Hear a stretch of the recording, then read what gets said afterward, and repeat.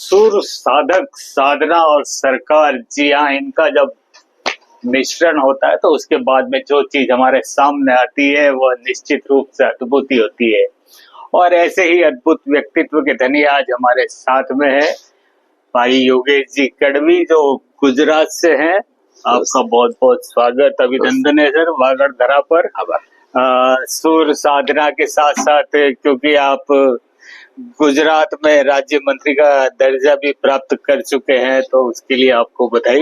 और वर्तमान जो समय है, आज आपके सुर हमारे सामने आएंगे, तो सबसे पहले तो मैं आपसे ये जानना चाहूंगा कि ये सुर है, ये समाज को किस तरह से, कौन सी दिशा में ले जाएंगे? मुझे ऐसा लगता है कि सुर, उसका अगर विरुद्ध कोई शब्द है अपने पास तो वो असुर है। जी जी बिल्कुल। तो आपने बोला कि सुर कहाँ ले जाएंगे, तो मैं इतना जरूर कहूंगा कि बांसवाड़ा में आज जो सुर है वो सुर के साथ सुर की तरफ, सुर यानी देव, देव तरफ ले जाएंगे। असुरों की तरफ भाग रही ये दुनिया, भौतिकवाद में जी रहे लोग जिनको कुछ मालूम नहीं है, वो भौतिकवाद में से बाहर निकाल के कला के माध्यम से, सूर के माध्यम से हम जहाँ सूर यानी देव लोक है, देव की तरफ हम गति करवाएंगे। जी जी, बहुत अच्छी बात कही है। जब असुर की बात आती है तो वर्तमान में हमारे भारत के सामने सबसे बड़ा असुर बन के खड़ा है टैरिफ, जिसको ट्रम्प का टैरिफ कहा जाता है, वो सबसे बड़ा असुर नजर आ रहा है। और लेकिन उसी अमेरिका के अंदर, और खास करके आपके गुजरात के तो काफी लोग वहां रहते हैं, ऐसे में सुर के माध्यम से आप ट्रम्प को क्या संदेश देना चाहेंगे? मैं इतना जरूर कहूंगा कि आपने जैसे बताया कि जिस ढंग से टैरिफ की बात चल रही है, जी जी, टैरिफ वो वर्ड है, वो इकोनॉमी से आ रहा है, अर्थशास्त्र से हमको मिला हुआ ये शब्द है। बहुत से लोग को तो देश में वो भी मालूम नहीं कि टैरिफ क्या है, मगर इतना मालूम है आप लोगों की वजह से कि कुछ टैरिफ है जो हमको हैरान करने वाला है, और वो टैरिफ लाके जो हमको हैरान कर रहे हैं वो ट्रम्प है। तो मैं इतना जरूर कहूंगा कि ये भारतवर्ष की परंपरा है, युगों से चली आ रही ये परंपरा है। यहाँ महिषासुर से कुछ नहीं हुआ है, यहाँ रावण से कुछ नहीं हुआ है। अपने पास बहुत सी कहानियां, जहां जहां दानवीय वृत्ति होती है, वो दानवीय वृत्ति से भारत देश को कभी क्षति नहीं हुई। अगर ट्रम्प की सही में वृत्ति दानवीय है तो इस देश को कुछ होने वाला नहीं है, क्योंकि ये मेरा देश भारत देश है। जी जी, ये भारत देश की परंपरा है। यहाँ अगर लोगों को कहा जाए कि आपको 9 दिन नहीं खाना है, तो 9 दिन लोग खाना नहीं खाएंगे। विश्व के ऐसे ऐसे देश हैं कि जहां एक टाइम अगर खाना नहीं मिल रहे तो वो पागल हो जाता है, जबकि यहाँ नवरात्रि के 9 दिन आते हैं। 9 दिन में ऐसे कितने लोग हैं जो 9 दिन खाना ही नहीं खाते हैं। जी जी, और वो 9 दिन भी एक साल में एक बार नहीं मिलता। ये तो अश्विनी, ये सर्दी नवरात्रि हम बोल रहे हैं, बाकी अपने पास 4 नवरात्रि है, तो 36 डेज तो हम भूखे रहने के लिए आदी है। तो हमको ये ट्रम्प भ्रम से कुछ होने वाला नहीं है। यहाँ हमारे पास पीने का पानी है, हमारे पास समंदर है, हमारे पास डेजर्ट यानी रण है, हमारे पास फलद्रुपता है, हमारे पास क्या नहीं है? हमारे पास पूरे 12 महीने, आपको बोला जाए तो पूरे 12 महीने की ऋतु है। हमारे पास गर्मी है, हमारे पास ठंडी है, हमारे पास बर्फीले पर्वत भी है, हमारे पास सब कुछ है। तो भारत देश को आज मैं यहाँ बांसवाड़ा में एक ही संदेश देना चाहता हूं कि ये भारत देश के लोग ट्रम्प की ये राजनीति की कूटनीति करके भारत देश को परेशान करने के लिए जा रहा है, तब मैं इतना ही कहूंगा, और कुछ नहीं करना है। मेरा हाथ वही साथ। जी जी, खुद का काम करना है, खुद बनाना है, और खुद का बनाया हुआ है वही खरीदना है। बांसवाड़ा के लोगों को मैं कहूंगा कि इस विस्तार में ये जो घटनाएं घट रही है, तब मैं योगेश गढ़वी आपको कहूंगा कि इस दिवाली में हमारे जो यहाँ स्थानीय लोगों ने जो चीज बनाई है वही खरीद करेंगे, और ये पूरा भारत देश 1 साल के बाद ट्रम्प को बोलेगा कि ट्रम्प बिना कुछ किए हुए तेरे घर में हमने तुझे चुप करवा दी। ये भारत देश की परंपरा है। जी जी जी, गढ़वी साहब, तो मुझे अभी याद आ रहा था, मोदी जी यहाँ पर आए थे परमाणु बिजली घर का शिलान्यास करने के लिए, और वो भी स्वदेशी का मंत्र ही दे के गए हैं।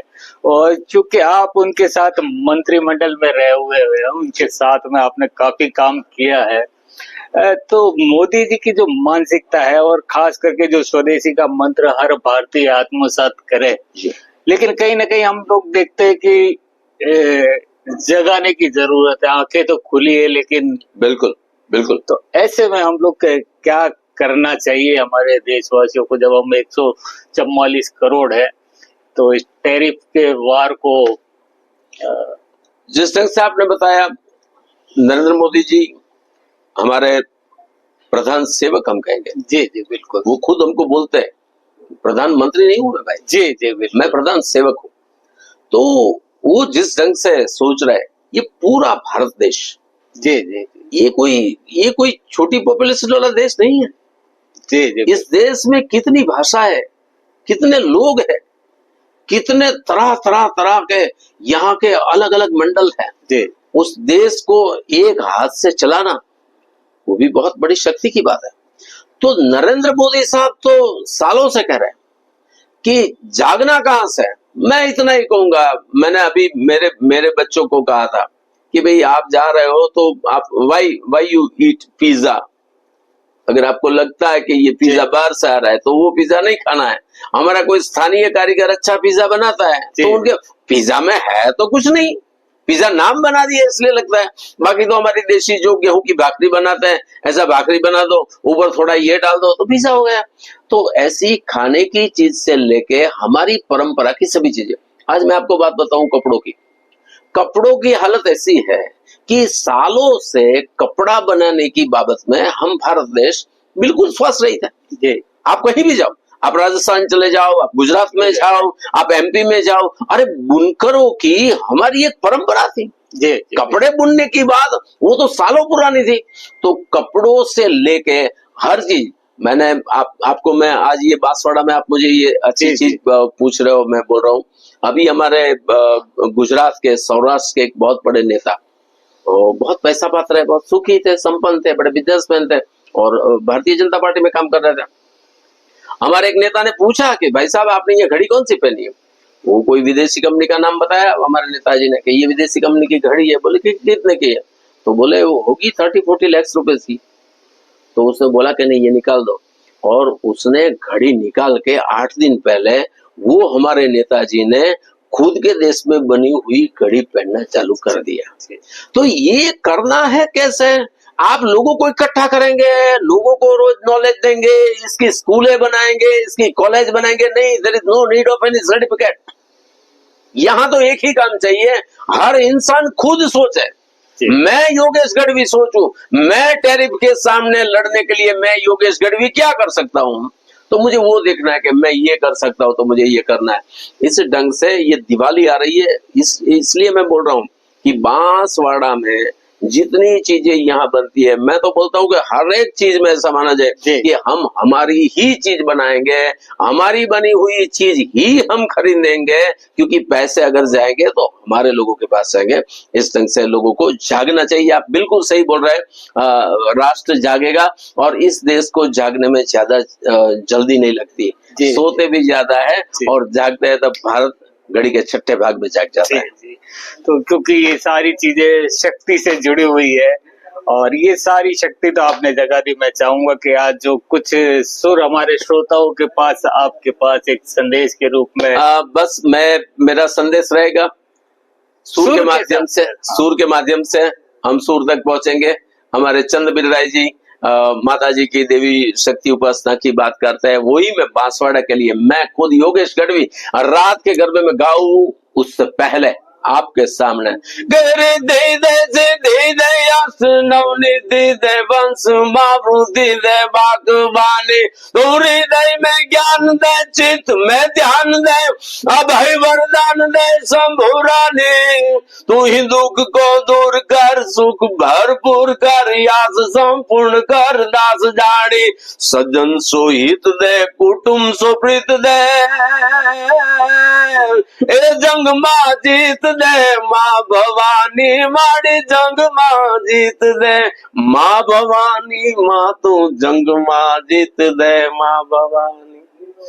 बहुत बहुत धन्यवाद गढ़वी साहब। और यही जीत आपके और हमारे दिलों में एक दीपक बनकर जले और ये दिवाली आपके साथ हो, लेकिन स्वदेशी के मंत्र के साथ हो। बहुत बहुत धन्यवाद गढ़वी साहब। धन्यवाद।